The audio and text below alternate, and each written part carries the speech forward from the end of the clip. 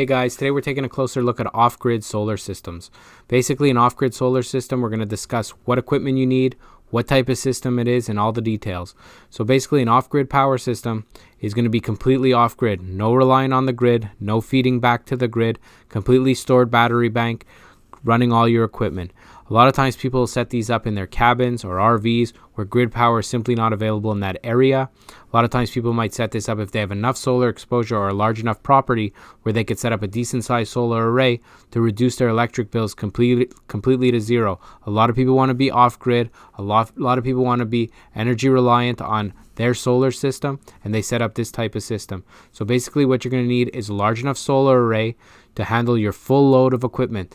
Now you're also going to want to set up some sort of autonomy, some sort of home backup where you're going to have at least 3 to 5 days to run your power. If you're going to be in an area where solar exposure is higher, you might want to only set up 1 to 2 days.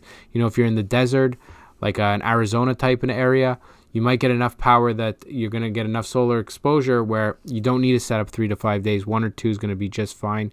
It's going to give you enough time to power up all your batteries, keep your battery bank fully charged. Now, when you're factoring your battery bank, you're going to want to make it large enough that you're going to have your daily use run off those batteries only. There's going to be no grid available. So you're going to have your charge controller set up with your panels and your solar array. You're going to have your battery bank. Setting up the size of the battery bank is key. If you want to contact us at powerinverters.com, we're happy to walk you through the calculations, write down all the stuff that you plan on running off your equipment, and we'll be able to figure out the right size of the power inverter for you, the right size battery bank, the right size charge controller, and a decent understanding of what type of solar array you'll need based on your area, based on your solar exposure. There's lots of ways to factor this, and we'll be able to help you out with that. So feel free to contact us. We're here to help.